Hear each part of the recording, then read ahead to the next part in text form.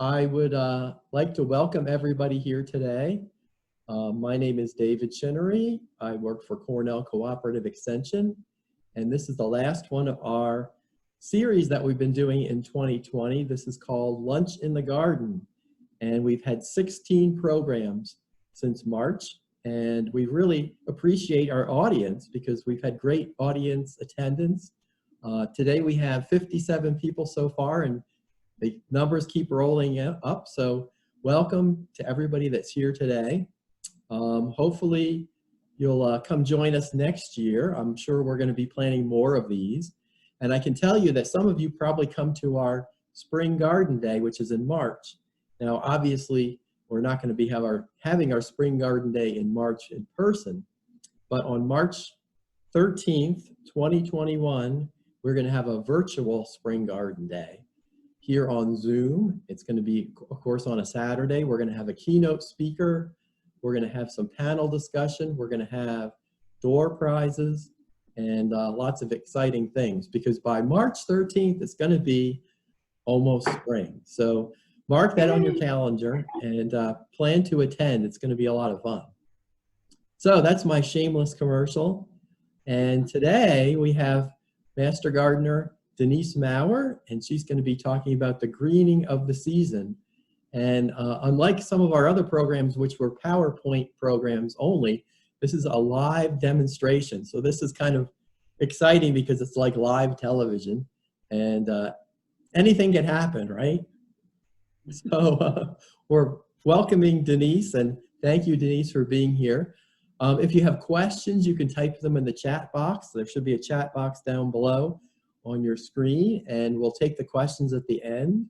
And I think we should let Denise begin. So thank you, Denise. All right, thank you, David. Good morning, everybody.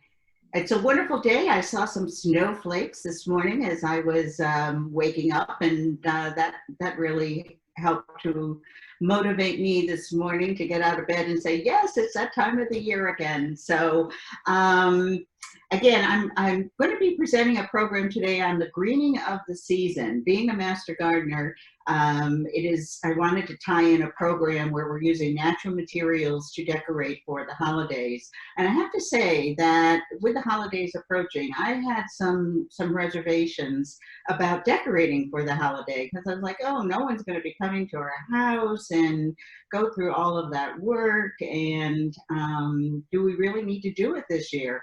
I just struggled with that for a while, and I have decided that we're going to decorate all out because we're doing it for us. I want to bring more joy into our home and some of that seasonal spirit that we get. So the decorations are going up. I think I might even do a little bit more outside than I do, just because, you know, I want to get in the car and see all of your holiday displays and whatnot, or walk your neighborhood. So I hope you're of the same mindset and that you want to do it up right so that you can get the most out of the holiday.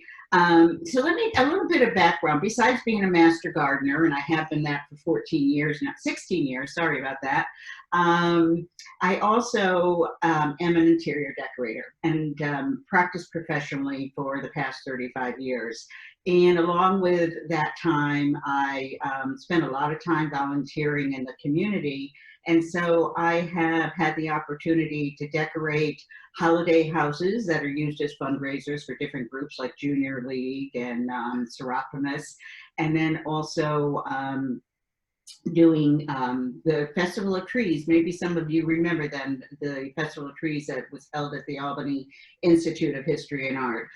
So we often, as people would sponsor trees, they would want a decorator to decorate the tree. And so I had fun doing that too as a decorator for them. Ultimately a chairperson of the Festival of Trees for a couple of years. I miss that, all those different trees and all those different things. But nonetheless, this is Christmas 2020, and we're going to have some fun today. We're going to do a combination of a demonstration and a PowerPoint, because most of the pretty pictures are in the PowerPoint. But I wanted to show you a few quick things that you can do, costs very little money, very easy to accomplish, takes very little time, and yet adds to your holiday decor. So without further ado, I'm going to start showing you the virtues of baking soda and Epsom salt. And yesterday I actually played around with this because we will be talking about the different natural materials that we'll be using for our decorating. And so I played around with it, and one of the things that I did is I wanted to coat my pine cones with snow. And this is accomplished very easily with just Elmer's glue and baking soda. I also wanted to crystallize it. So same technique, only here is a crystal. I'm not sure whether you can see it well enough to see it gleaming, but this was accomplished with the glue and the Epsom salt. So I'm going to show you how to do that, and then I'm going to show you how to form crystals on a glass edge. And we're going to talk a little bit, give you a short demonstration on greeneries and working that in as well. So first I'm going to take a pine cone, just a plain pine cone. Now when preparing your pine cones, you want to make sure that you get any bugs and anything that might be in the actual petals of pine cone. I suggest that you put them on a sheet pan and bake them at a very low temperature, about 200, for 90 minutes. And that will kill all of the varmin that you might have brought in with those things. But these are so free all over the place because of the wind and whatnot. And there is 1,000 different things you can do with pine cones. So here I have this pine cone. I have a plate of Elmer's glue. I've just taken this little paper plate, and I'm going to just roll this pine cone in the glue. And don't worry if it doesn't all cover, because you just want the ends, and that's where I do a little painting with my fingers. And when you think you've got enough for snow capping, you then just simply take it and put it in a little tray of baking soda. And it's amazing what we can do with baking soda and Epsom salt, and all natural as well. So there is my snow-covered pine cone, and you can all do these. Next, I'm going to do a pine cone, and I'm going to do it with the Epsom salt so you can see the glitter. Same process. You're rolling your pine cone in the pan, or on the plate, I should say. Do a little painting with it.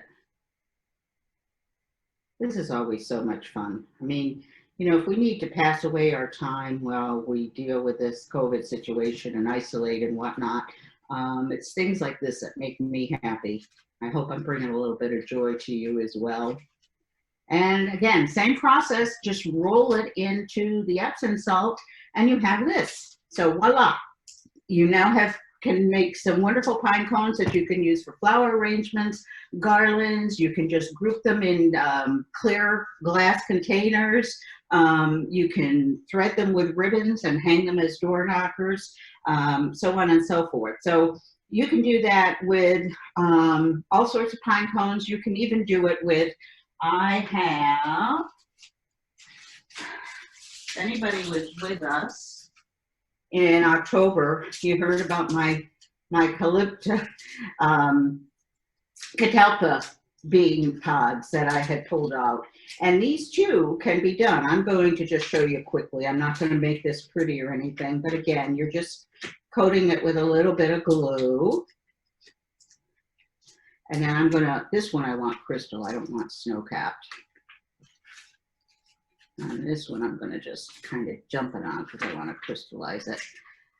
So now there you can see the catalpa has also been decorated, but I probably would have spray painted this as well. I might have spray painted it silver. I might have spray painted it gold. While we're working with natural materials, it's dead material. So we can dress it up and do whatever we'd like to do. So I'm going to take, let's see, I'm taking these items out of the way here because they are no longer needed. And now we're just left with the Epsom salt. Last night I did this. This is a cute little trick that I learned 1,000 years ago. And you can take any class. I love doing it with martini glasses and also some vases that have some interesting edges. But you can see that I have crystallized the edge. It looks a little bit like a salted drink, doesn't it? But all you have to do is going to take this bulb vase that is perfect for paper whites, because I want to dress this up and I need to get out and get my paper whites. But I'm going to take this bulb thing, I'm going to dip it into some lemon juice, and then I'm just going to dip it into my Epsom salt, and voila, a pretty ribbon around the cinch neck and your paper white bulb sitting right there in that holder, and you'll have a beautiful little wintry scene there. So you can also do that on the edges of your glasses if you wanted to have it frosted around the bottom of the vase, but it just looks like crystal. And I do it with the lemon juice rather than the glue so that we make sure that it is totally dissolvable and is not damaging your products. Okay, so now I'm going to show you some greenery and how we can do that. You know, you can make some wonderful arrangements with greenery. Of course, there's garlands, there's wreaths, there's just typical floral green stuffed into urns and pots and whatnot. You can just lay them within a container. So I have taken one of my containers that I favor for flower arranging, bouquets, and I actually have added some chicken wire. My friend, when I'm working with greens and also a lot of different flower arrangements. So I merely put this small piece of chicken wire over the top of the base. I'm going to weigh this base down a little bit with some stone because the branches could get a little top heavy. And so now I'm going to just take my greens. I'm going to take a handful here. Hello.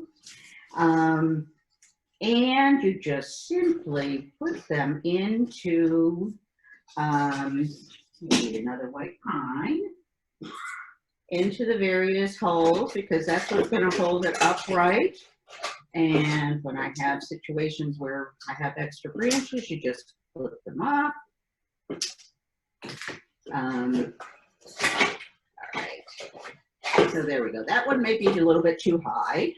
What I did here is I took some garland that I had purchased, some mixed garland, and I merely cut off like a 3-foot piece of it. Yep, here's some wire.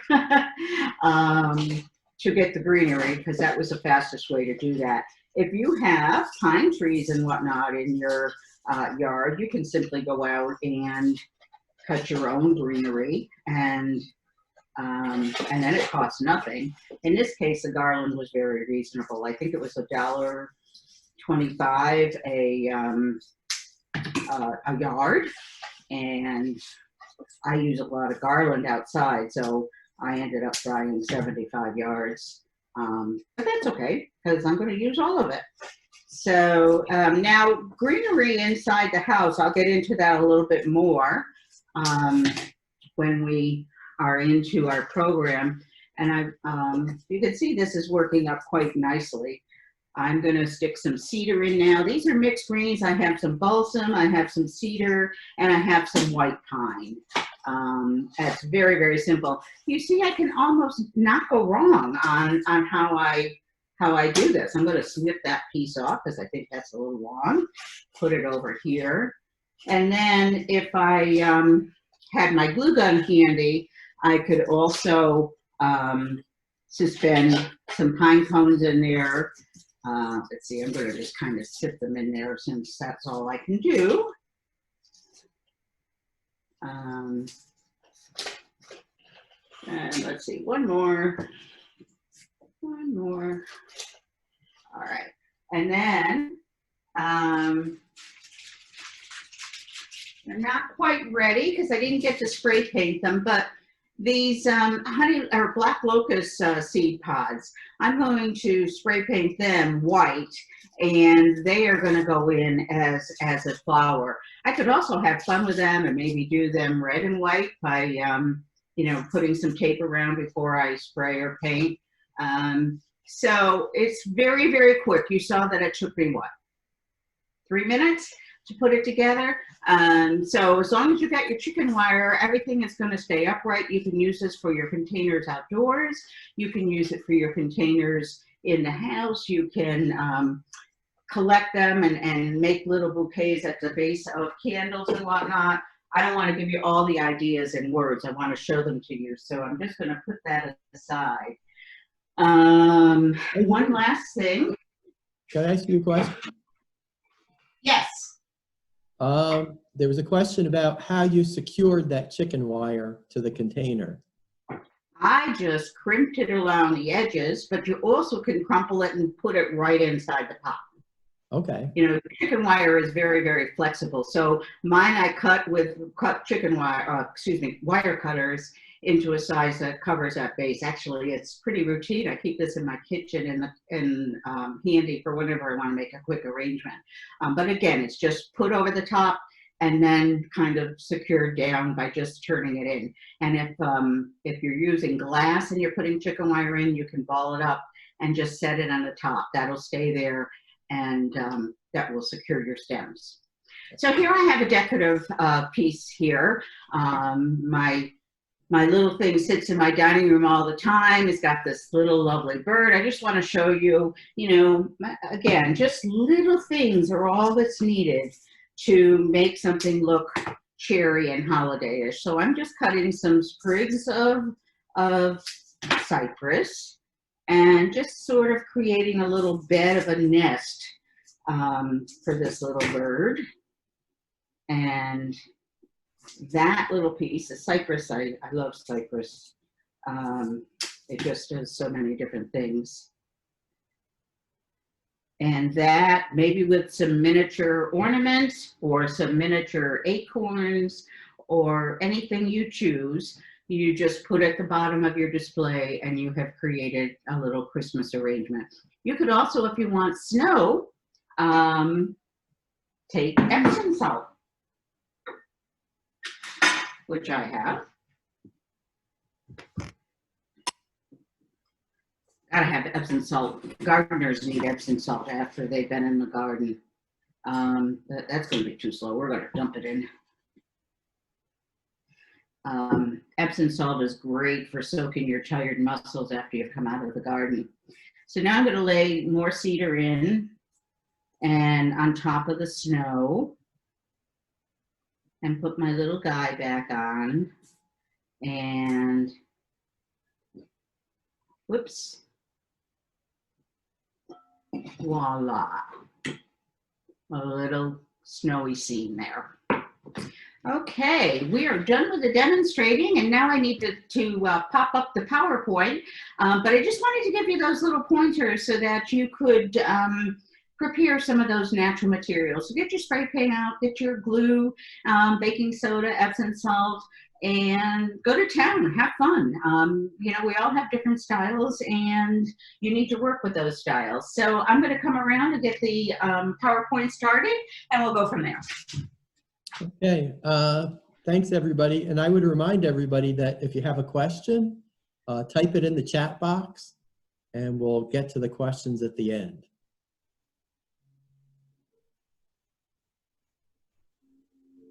All right, share screen. Oh, did it? And play. Okay. Hopefully you can all see that. We're going to talk a little bit more about the greeting of the season.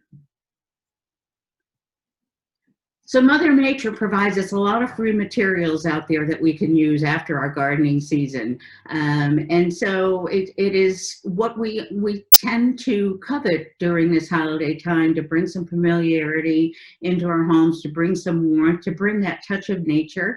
And so in these two examples, both showing you mantles that have been cleverly decorated with greens and pine cones and nuts and candles and whatnot, just shows you how bringing that stuff in just creates such a nice scene surrounding for you. Maybe you want to sit down with a good book after you've put it all together, and I don't blame you, because it's going to be cozy once you get your decorating done.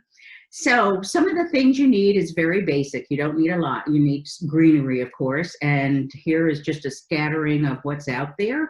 Seeded eucalyptus versus silver dollar eucalyptus. You've got white pine, juniper, cedar, magnolia leaves, especially the southern magnolia with the brown on the dark side. There are all different types of pines, and I encourage you to select various, a variety of those pines when you're looking for your greeneries. They're going to also, when being that they're fresh, they're also going to fragrant the air for you, and also be just a sight. Just that greenery is refreshing enough, reminding us of being outside. Other things besides pines is forage materials. So we talked a lot about foraging for things in the class I did in November on autumn decorating, but things that work well in holiday decorating are seed pods, birch bark, especially birch bark. If you have resource nearby in the woods or whatnot, a lot of birch tend to fall early, and they're birch peels. So if you can find great long pieces of that, you can soak it and use it in a lot of creative ways. Winter berries such as holly berries are wonderful to work with. Grasses, pine cones, we talked about it, moss of all sorts, and sticks and branches. And of course, pine cones. And pine cones are not all one variety. They come in a lot of different varieties, as you can see in this display on the right side. And as I mentioned earlier in the demonstration, you can frost them, you can snow them, you can paint them, you can bleach them, you can group them, you can tuck them, you can insert them. There's all sorts of things that you can do with pine cones. Flowers and bulbs. There's many different flowers that are thought to be Christmas flowers, such as your poinsettias, your amaryllis, your paper whites, even your Christmas cactus are considered flowers for Thanksgiving time, and they're always fun to bring in that holiday magic. So I'm going to be showing you how to incorporate that into your decorating as well. And so to get into the process here, I thought I'd give you this wild tablescape to start us off, to show you how natural plant material and flowers can be used to create a very dramatic display. This looks like a woodland setting like none other. You notice they've got the flowers dotted in, and the pine cones, and the juniper is laying on the table. You probably wouldn't have much room for putting your serving pieces out, and it's definitely over the top. I'm sure that this was taken from a holiday tour of some sort, where they were showing, you know, the total far out as you can get. The tablescapes are important, and we'll talk more about them down the line. Here is a simple little thing, parrot tulips. There's a large selection of blooms out there from your florist and even our supermarket. So you can find lilies and tulips and roses and all different types of flowers that you might enjoy, and bring those fresh flowers home, put them into a decorative vase. And here, just a couple of branches of pine was added to make it look very festive. And I think the vase that they selected too makes it looks like they selected an ornament. So when you're doing these quick arrangements, you want to limit it to just 1 to 3 flowers and fillers. You don't need to do a lot of different things. Just keep it simple. Remember your textures. Here I've got the broadleaf of the parrot tulips and the fineness of the pine behind it, which works their magic together. Another thing you can do to personalize your home is, as perhaps you're gifted poinsettias, or perhaps you've bought them because they do last a long time. My poinsettia last year, I think I ended up discarding it in May, and it looked beautiful all that time. So I tend to get white rather than red, just because it goes better with my color scheme. But if you do have If you are gifted or you purchase your own poinsettias, they usually come in a pot that's wrapped with this metallic foil, which is okay for getting it home or gifting it to somebody. But then remove that foil and put the pots directly into your own decorative containers to personalize it a little bit. It'll make such a difference by doing that. So when you're decorating for dramatic impact, you want to be able to group items on tabletops, you want to vary the heights of them, and you want to work in odd numbers. The secret to decorating is not 2 + 2 = 4, it's 1 + 3 = 4. So everything is done in odd numbers to create the interest that we seek out through our decorating. And again, you want to unify your colors. Now here we have an uncolor of white and a little bit of green, but how cute is this? These little jars are filled with Epsom salt and some tiny artificial trees and grouped on a table with some miniature villages. So you've got the combination of natural materials and commercially made, and it makes a wonderful little beautiful winter scene there.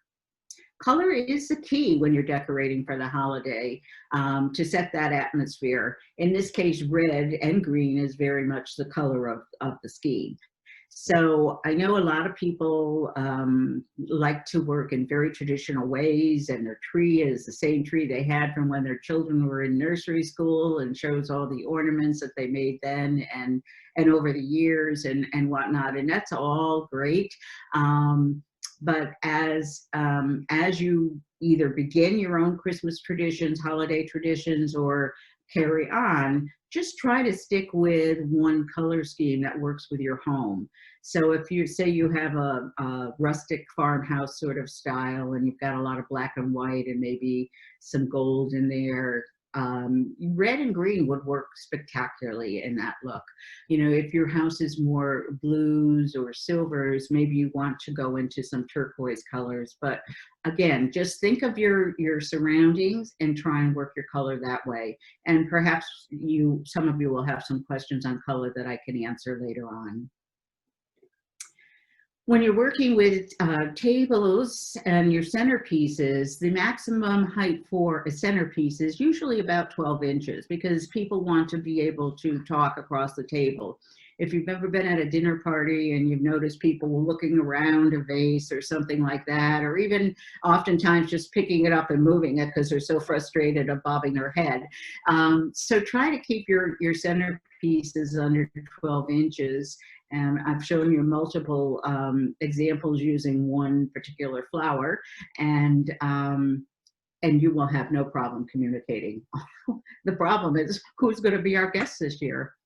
But guidelines are meant to be broken, or rules are meant to be broken. So you can have tall arrangements, especially if you have tall ceilings. They sometimes are better, work out better in your design. But you can go above eye level, as you see with this gorgeous holiday table. They've taken a glass container and they filled it with miniature silver and red ornaments. And then they have taken a cluster of greenery to include holly, pine, some winter berries, and some freesia, and inserted it in this narrow neck up at the top so that it bursts out over the vase. And so people can see around that clear vase. It's very narrow. And notice how, I want you to see how the colors have been pulled together with the red tablecloths and the white chairs with a red ribbon wrapped through it. They definitely set a very beautiful table for the holiday. Greenery is a wonderful thing to use in your home at holiday time because it's so natural, it's so fragrant. I do want to caution you that greenery can dry out, so I tend to not use it on railings unless it's for a very short duration. But things like, as you see in this visual, where the garland is simply hung from the side of the window with a cluster of ornaments at the top, that's fine to use fresh materials because even when it's dry, it will stay green. And because nobody is brushing up next to it, the needles are not going to fall or anything. So think about where you're using your fresh greens and act accordingly. You can spritz if you've got small rings around candle holders or something like that. You can spritz your greens to add a little bit of moisture. Also consider fire sources like your fireplace. I have actually given up on fresh greens because of the fire hazard, fortunately. But, you know, again, you just need to be careful with that. So continuing with this, I mentioned the garland that's pinned at the corner, the side of the window. They also wrapped the stem of the chandelier with greenery too and made it very buoyant. The paper whites that were forced are in these very narrow bowls, saucer more like, and paper whites are something that you can start about 3 weeks before Christmas. So if you want some in bloom for Christmas, I'd say you better get out now and get your bulbs. They're about $1 a bulb. I usually, you know, get about 20 to 30 bulbs because I not only want them at Christmas time, but I also use them in January to just perk up the house a little bit. And look at how they blind the table with the moss there for that winterland scene. You also want to think of focal points and don't have a lot of focal points. You know, your tree is one focal point in your room. In this room, the focal point is clearly the mirror, where they have put a swag of cypress around the mirror and a cluster of ornaments at the top. And they further tied that all together with the paper whites reflected in the mirror and the pine gracing all of the jardiniers and whatnot on the sideboard. So again, think about focal points. You want to have everybody's eye moving to that area. If you use too many focal points, it gets busy and people miss a lot of detail and it's not as great an experience. Branches with snow and ornaments were the calling for this tablescape. And simple, barren branches pulled out of the yard and put into a glass cylinder. Glass cylinders are wonderful for so many different things. And then merely taking crystal with a little bit of ribbon and draping it from the stems there. And notice how these cylinders have those little snowy pine cones that I taught you how to do just a little bit ago. Just filling the vases with that, just again mirrors the elegance of the stems above. Here we've got some garlands of pine that's encasing the mirror and the mantle. Now this one's fine because it's not close to the fire at all. It's not hanging down or dipping down. So therefore it is perfectly safe to use it this way. I love how they've included the red berries on the mantle to sort of break it up a little bit. But really just very, very pretty. So I'm trying to show you different decorating styles too, because we all are different creatures. And here we have a more contemporary setting, and it's showing you a mix of ornaments and greens with pine cones and winter berries. Various containers set against the table. Notice how they varied the height and whatnot. Nothing is just totally centered. It's all staggered across. And up above, they've actually taken a branch and spray painted it white, wrapped some lighting around it and suspended some ornaments. So that's another little thing that you can do too, is think about your light source above your table, or if you have the ability to suspend something like that. I've been seeing a lot of cloud swags out there, which I'm not including in this talk, but it is a trend that's coming up.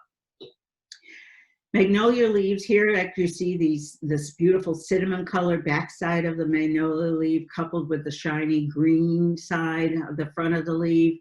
And here they took a copper ribbon, very simple, made a very simple bow and a mirror that's on hand all the time in their room, and they simply suspended it or mounted it to the top of the mirror. But those little touches are what creates the interest in your decorating. And then just, you know, 2 little pine cones. I told you they could be used 1,000 different ways, and there they are, just sitting there adding to the look.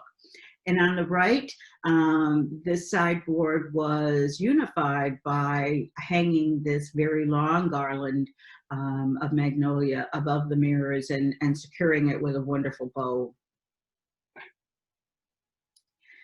This tree on the right, I want you to notice how the vertical line of that tree sort of moves your eye up the staircase. I know you can't see the staircase because it's cropped, but it does echo that height. And that placement there is, again, that focal point that brings everything into the picture. Notice how they concealed the soil in the container by putting some reindeer moss in the urn, and a couple little accessories, tea candles, little gift wrap packages complete the scene. This is probably one of my favorite things to do, is to mix the glissiness of mercury glass or any sort of glass with natural materials like moss. I just love these urns that have been elevated, started out with a bed of moss and then just throwing in some very solid glass ornaments to complete the look. So when you're working with urns and things like this, you'll want to lift up so that you've got a level surface, and you can create that by using chicken wire underneath or newspapers that are scrunched, anything, because it's not going to be seen, that will just raise it up to close to the top surface of your vessel, so that you can cover it with moss and then top it with the rest of your decorations. So have fun with that. Trees are very much a trend for 2020, and as we go through, I'll be pointing out other trends that I've noticed as I was preparing to talk with you today. But notice how they have just grouped several of them together on the mantle, again using that moss to conceal the dirt. And then you can see that their pots have been concealed with the birch bark that I spoke about earlier. Just, you know, your birch bark, again, you can soak to get it a little more flexible, and then secure it on the back with a little bit of hot glue, or even just wrap a piece of twine or ribbon around it to hold its cylindrical shape. And then fill in the rest of the mantle with berries, pine cones, nuts, you know, whatever is aesthetically appealing to you in your decor. Welcoming wreaths. Now, wreaths are essential for Christmas, I think. And I did a little bit of research on that. I was, thinking, what is the symbolism of wreaths? And I actually came up with something that was written in 1988 that I'm going to read to you because it is timely today in 2020. The branches were shaped into wreaths, symbols of joy and victory in classical times. The evergreen wreath, its circular shape and emblem, not only of perfection and unity, but also of the warm, enduring sun, later became a Christian symbol for Christ's suffering and ultimate triumph over death. I really do think that we need symbol of joy and victory over this pandemic that we're dealing with. So hang those wreaths this season. Get the evil out. Two more rustic, very rustic looking wreaths, very simple on the left, 2 wreaths suspended with burlap ribbon over a branch that has been flexed into a window here. And very simple, no decorations added to it. Now you could add berries to it or ornaments or other sorts of decorations, maybe nestle a little bird in the bottom of it. But I like its simplicity just as it is. And it says it just is, it's enough. And on the right, you have a grapevine that has been twisted and twisted and twisted and twisted. And then pine cones have been hot glued in various places where they could be tucked. And then the entire wreath was spray painted, but not completely so that it concealed or so that it totally became one color, but just enough to give it a dusting of snow, if you will, to continue that rustic look of the room itself, and also to bring out the naturalness of the materials used. Beardemeyer wreaths are from the Edwardian period, and here you can see 2 of them that were done. I came across this style, oh gosh, I want to say in the 90s. And it was through Cooperstown, actually. There was an article in a magazine. Cooperstown has an annual auction your wreath program every year. They still continue it.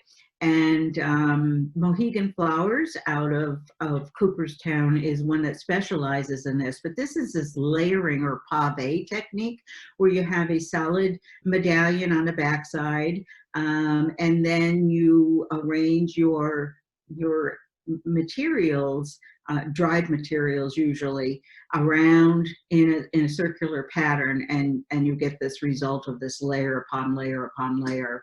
And in one case, you've got the medallion, very traditional medallion in the center, and the other, you've just taken a circle of ribbon rope, wired rope, and inserted it there. So there really is no center of this wreath. It is more thought of as a medallion. Pretty, aren't they? And you can do it with so many different materials. This is one of the new 2020 trends, and it's asymmetrical wreaths. And I think if you were in the class in November on fall decor, I did show you how to make a very, very basic, simple wreath out of a piece of grapevine and some fallen leaves. And here you see one that has been done with, I believe these are olive branches, and between olive branches and seeded eucalyptus, but merely attach the stems to a piece of ribbon at one end, each end. I'd say the piece is probably about 3 feet long, and then it's gently shaped into that form that you see there. Now, if you're struggling with your branch to recreate something like that, you can wrap wire around your stem, and that stem will then be more flexible for you. And complete it simply, again, with a ribbon that matches the color of the greens, but on that background, I mean, think about a dark door that you might have. Maybe you've got an accent wall. I just think it is just spectacular. And then we have this wild one on the right side, using a grapevine wreath, a very basic wreath for starters, and then they just cluster their greens from the lower left and have them spiraling out in all sorts of crazy directions. That's all accomplished with wire and hot glue. It is not difficult to do, and you're striving for that. It just ended up looking like that look. Have fun with that. Mix again your textures, and your asymmetry can be at the bottom of the wreath, on the left side, on the right side, on the top side, whatever you like. And we're also using, for these wreaths, we're using metal coils, embroidery hoops, different grapevine, of course, and they don't even have to be round if you don't want them to be round. We're moving into tablescapes now, and this is a table. Actually, you're seeing some of my design work. Last year I had a lot of fun working with one of my clients whose home was on the holiday tour in Schenectady, and so we transformed her home into a very contemporary wonderland. And this is her dining room. And you can see the table I decorated with a garland. This garland is made with rufus and salal. And I lined it all down the center of the table so that it was tumbling on the floor. And then I used silver beads to drape around it, mounted, inserted some candles and some ornaments, and voila, a table for celebrating. And I had a request from Amy, who is one of the homeowners of this house, asking if she can get the garland again, because she's trying to recreate the wonderful look that we made. But here again, line that table. If you're lucky enough to have a rectangular table, take your greenery or whatever your objects are, your vases, and write it right down the middle. Notice it doesn't break any rules of height because they're all very low. On the left, you've got the greens, and on the right, you've got the pine cones and snowflakes and candles set on a red table runner, and they all look gorgeous. I mean, who wouldn't love seeing homes like this? Who wouldn't love living in homes? And we're going to be in our homes for a while here, so enjoy your decorations and have fun with them. I wanted to just share this little vignette with you because, again, it illustrates how grouping items together just work its magic. Here's simple stems of berries that have been hand tied with ribbon, inserted into a vase, and then candles wrapped with the birch bark and other bark that's out there. Also, they've taken a little eucalyptus and put it at the base of the candles. I love seeded eucalyptus, especially the way it drapes and folds. Another cylinder of fruit and some artificial snow and some consumer-made products, if you will, like the trees.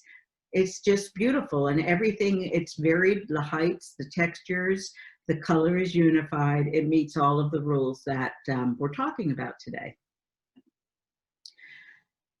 And you've heard me already mention less is more, and I think this picture says it all.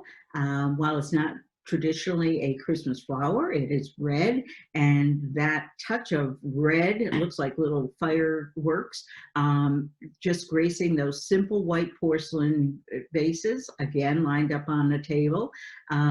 Striking, just very, very striking, very welcoming. There must be 1,000,001 uses for mason jars, and maybe 2,000,001 uses. I'm not sure, but whenever I'm out of looking for something to work some new idea with, mason jars somehow end up in the scene. So in this case, you can see 2 mason jars that have been just little bits of pine, leftover cut pine, have been put in the bottom with some Epsom salt to resemble that stone, with a tea candle, and then the mouth of the vase was, or jar, excuse me, was surrounded by twine, and that twine cinched a couple of pine cones and a little more greenery and a little ribbon to complete the look. Now again, you've got that fire thing to worry about. So if you're working with fresh greens, be sure to keep your flame away from anything that could catch on fire. Now in this case, being in the glass jar, that is certainly a benefit here. And then you can put these throughout on your mantles, your sideboards, your end tables. They also make nice little hostess gifts, or even just little gifts for your stylist or other people that you want to give a small token of appreciation to. Artichokes, another natural material, make simple candle holders, very easy to cull out the center of them and to insert a candle in them, or you could even insert in their small scale some greens if you wish. So think about things that you can also get in your grocery store that you can decorate with. If you're going to be serving food, buffet style, consider blending your decorations with your food options. And here you can see a brunch is being served here. Actually, if there was less than 10 people here, you know, this could be good because it's not being served by anybody. You would just pick up your piece. Anyway, these beautiful, inviting pieces of morsels are set off beautifully with the winter berries in the vase and the flock trees on the sideboard. Baby, it's cold outside. It is cold today compared to yesterday. And like mason jars having 1,000,001 uses, pine cones do too. And here on the left, these pine cones have simply been set on top of beautiful silver, simple silver candle holders. And, you know, again, that I just think it's the yin and yang of that, the richness, luster of the silver with the rustic naturalness of the pine cones is what appeals to me. And I just really like it. I hope you do too. And on the right side, just a few pine cones were joined with just a little snips of greenery and berries, and then they were suspended from, in this case, it's a mantle with varying lengths of ribbon. I did a treatment like this in the holiday house this year. I do not have a picture of it, in the master bedroom where I did the suspended greenery items in the very large window in the bedroom. So think about how you can collect. You could even cluster them and use them as a front door display. They can go down your staircase mantle. The more I look at things, the more ideas I have. Now, this one I want to point out because it is really not that holiday-ish at all. This is an everyday scene. That rug underneath the table would be there 24/7 every day of the week. The only thing that was added that is really holiday-ish is the wreath with the red ribbon. The glasses could be there, you know, to complement their red scheme, the red and white scheme that they use every day. The red votives, maybe they were there, maybe they were added for the holidays, but nonetheless, you don't have to use a lot of decorations to get a cozy look. And you don't have to have a lot of space to have some decorations. And here you can see a very rustic Christmas tree. So for those of you who have downsized and really don't, you know, looking for something unique, I thought these branches that are of varying lengths grouped together with a simple roping and hung on a wall was incredible. You could leave it on the left side totally naked, if you will, and or you could tuck a few green branches along the length of them. You could wrap garland around them, or on the right, as you see in this display, they have simply hung some ornaments. Again, look at the color, all silver, golds, and whites. They have unified that so that it just, you know, all works so well together. Here are those paper whites again. I just love their haunting fragrance, and the fact that they do flower in just 3 weeks or less is amazing to me. So they're so easy to do. I had hoped to have paper whites to demonstrate for you this today, but ran out of time. I'm sorry about that. But these paper whites, you can see that the bulbs are sitting on a bed of river stone, and that's all you need to force paper whites. As long as you keep the bottom, the basal root part of it, touching water, it will in fact force the flowers to come. Now, paper whites have a tendency to get very leggy when as they continue to grow, and thus they have put them in these glass containers to sort of hold them upright. Since they're just sitting on top of a substrate, you know, as they get top heavy, they can just fall over. So putting them in tall containers like this, or maybe securing the tops of the bowls but not putting water with additional stones, will help. Another little secret is the use of alcohol. This actually, I learned this through Cornell, and it actually works. I've done the experiment, and a few of my master gardener friends have as well.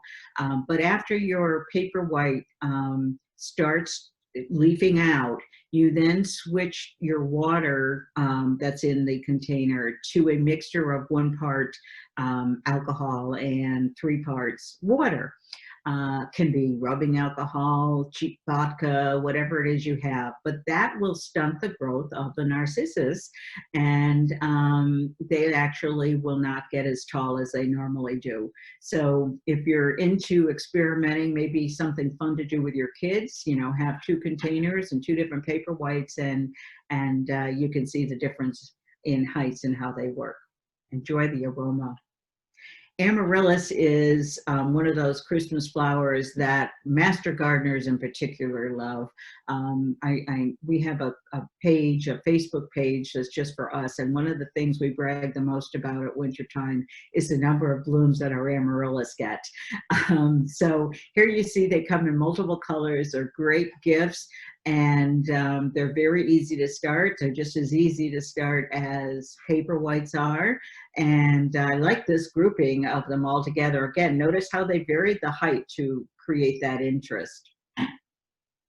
And here's a new trend that I just learned about, and I'm looking forward to experimenting with it. It is dipping the bulb of the amaryllis into wax. So you could melt regular wax and add food coloring. You can melt old candles that you might have. And what you do is you take your bulb and you cut the base of the basil root at the bottom. You cut that off. And then you dip your bulb into the wax and pull it up. You might want to do that, you know, several different times to thicken up the wax. But the wax actually encases all the moisture that's been retained in the bulb. You do soak the bulb for about an hour before you do this dipping into the wax, but that creates a carefree, maintenance-free display of amaryllis. You will never have to water that amaryllis, and it will just do its magic. You can see on the left, it's actually hung upside down. Gardener Supply sells this as a kit where you can get the amaryllis bulb and the little disc that they're suspended from, so that you could do this in your own home. But you can have fun with just melting your wax, coloring your wax, any way you like. The only downfall of this is that you will not get subsequent years of blooms with this amaryllis. It's basically a toss product. Once you're done with it, you'll have to throw the bulb away. But how fun is that to give your friends something that you don't have to do anything and a miracle happens? These beautiful, huge blossoms come out the top. Poinsettias, I talked earlier about how they last for months and months and months if you take care of them well. But when you do bring them home, besides the idea of just taking them out and putting them into your own containers, you can also look for different containers like these boots. These wonderful red plaid boots were perfect for 2 different pots of poinsettias set into each boot. But it just makes a unique arrangement, whether you look at it from the side, the front, or even the back, as we are seeing here. Around the right side, they took some wine bottles and made them into a center. I think you take 7 bottles, you put 1 in the center and then 6 around. Take some grapevine and wrap it around those bottles so that they stay stable, and then cinch it with some twine. And then you can take fresh flower stems of poinsettias and put them in those vases with some water. Sweet. So festive combinations are what it's all about for the holidays. And here you can see this beautiful urn done with lots of greenery and pine cones and everything, just spraying and arcing out of the urn. And that's what I tried to demonstrate earlier. And I hope that you guys will share some of the inspirations that you have as well. Here's some, sorry about that, an unusual arrangement. Those glass cylinders, they just show up everywhere, don't they?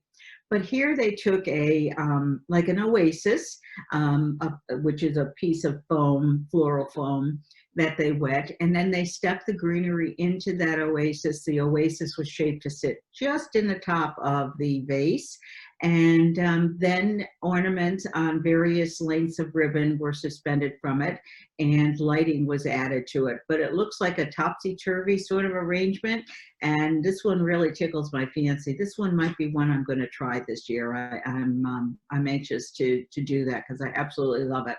I like the little bit of snow in the vase too, ties it all together. Couple more arrangements. These are handmade by Denise, if you will. On the left, I apologize for the picture because it is a just completed arrangement. I had made it for a luncheon last year, and actually I had made many of these for the luncheon because we had different tables and whatnot. But it's the best picture I have of the arrangement. So again, my apologies. So Epsom salt in the bottom of the base. And then a layer of cranberries. You can get frozen cranberries now. You can't get frozen cranberries in other times of the year, or fresh cranberries. I'm sorry, you want fresh cranberries, but you can't get fresh cranberries only at holiday time. So I encourage you to get them, and if you do bring any fresh ones home, maybe throw them in the freezer for other times when you want to use cranberries. but that provided the filler for the vase. I just cinched it with a ribbon around the narrow part of the vase, and then filled it with different bits of greenery, boxwood, cedar, pine. On the right, this was part of that holiday tour. The vase is usually there on that end table, and I merely took some green stems and added sort of like a wreath of them around the bottom of the container, and then spiked it up with some white twigs and some peacock feathers.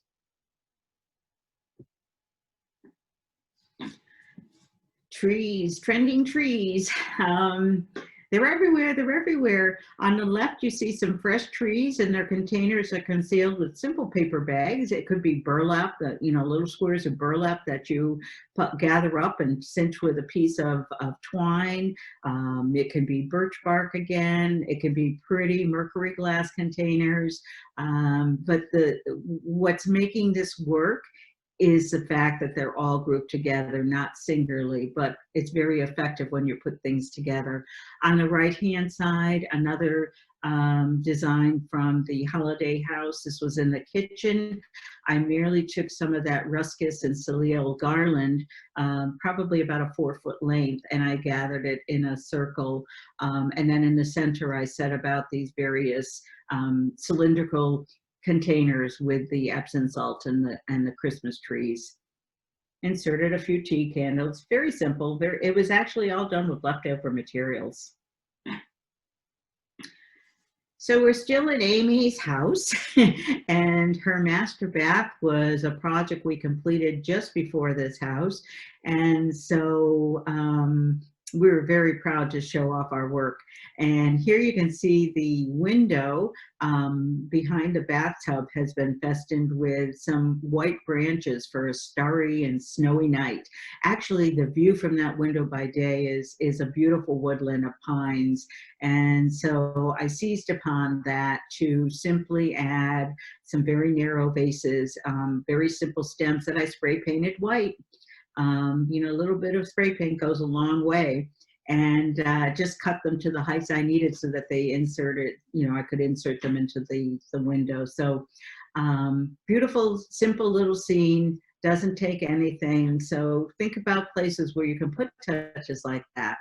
On the right, where the sink is, I took more of those stems that I painted, put it into a vase, and then miniature ornaments were suspended from the branches at varying heights and levels. And again, works very effectively, whether it be in a vanity, a dining room table, a hall table. Here's another one with those spray painted branches, and how elegant it is with the mercury glass and the apothecary jars filled with the ornaments. These are fun to do. Holiday dressing. Aren't these great? On the left, actually, Amy made that for her tour, and she started out with a mannequin. She picked a nicer mannequin than you see on the right, a little bit of design at the top, but merely around the edge, she had a cradle of chicken wire, and that's where the stems of the greenery are inserted in, and then she decorated it with lights and ornaments. The bodice was created with deco mesh. A very nice piece of jewelry completed it, and then that wonderful peacock bow that cinches it right at the waistline. Just stunning. And she's coming out this year in all of her glory. On the right is a simpler one, just done with cedar branches and stems. Again, that wonderful bow cinched at the waist. You can make these in all different sorts of looks and whatnot, depending on the greens you use, the ornaments you use, the ribbons. But I like these ladies of the holiday. Stunning staircases.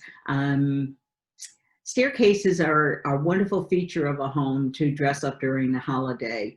You think about, those elegant staircases of yesterday, like Gone with the Wind and whatnot.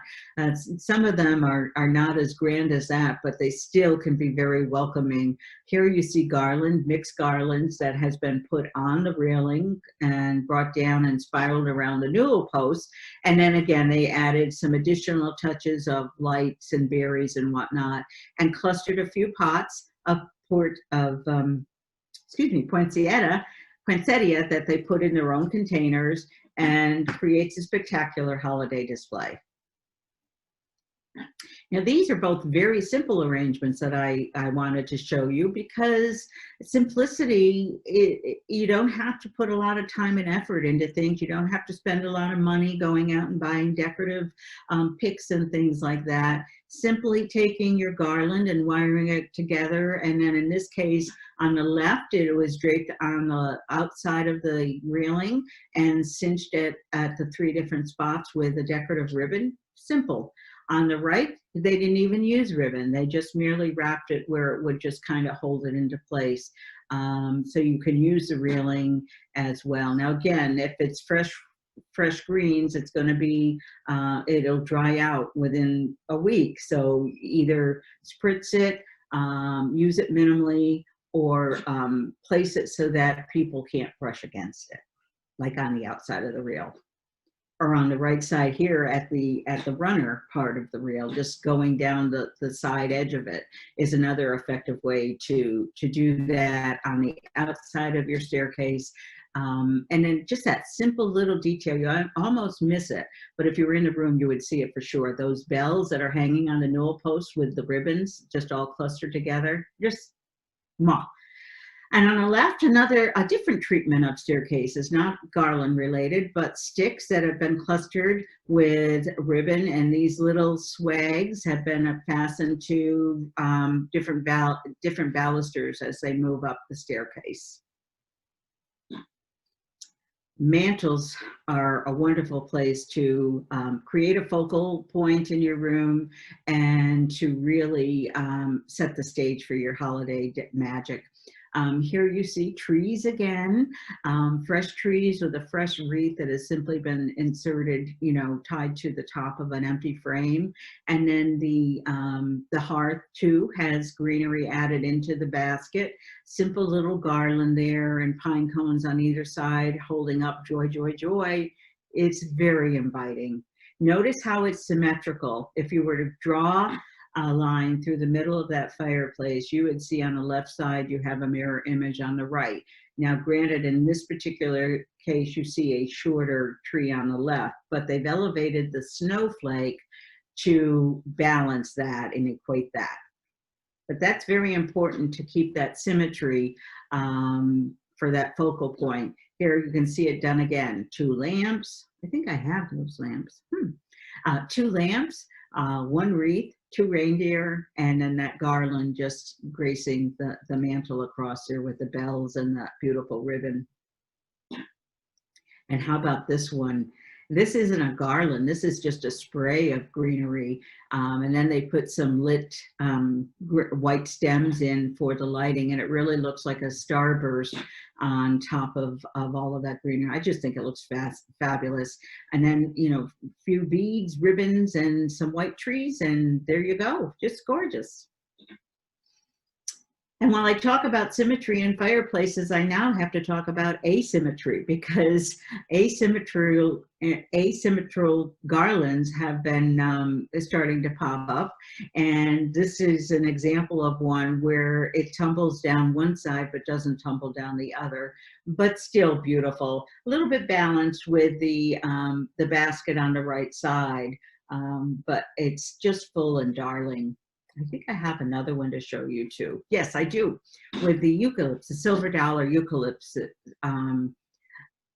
garland with the greeneries and some flowers inserted there. But they actually did more than just making it asymmetrical. They draped it in unequal widths of swag. And again, love how it just tumbles over. Looks like it's falling off, but looks just great to me.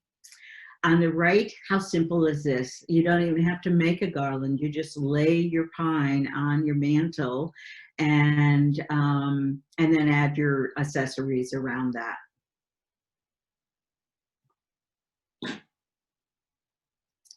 Symmetrical placement at entries always say welcome.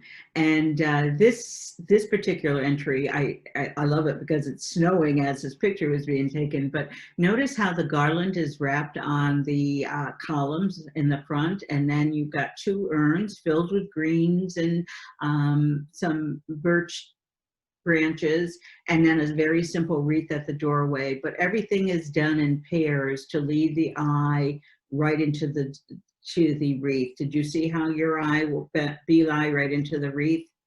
And maybe it did it here again. Here you're using 3 wreaths to get the full length of the door, but the urns set on either side of it say, "This is where you enter." Little more rustic look with our Red Rider sleighs and wreaths, lit wreaths on them, and then of course our ice skates are suspended from a wreath at the doorway. But again, it all says, "Approach here. This is where we welcome you." Each season has its own wonder, its own special place and purpose in the pattern of creation. Let's stay home and enjoy it.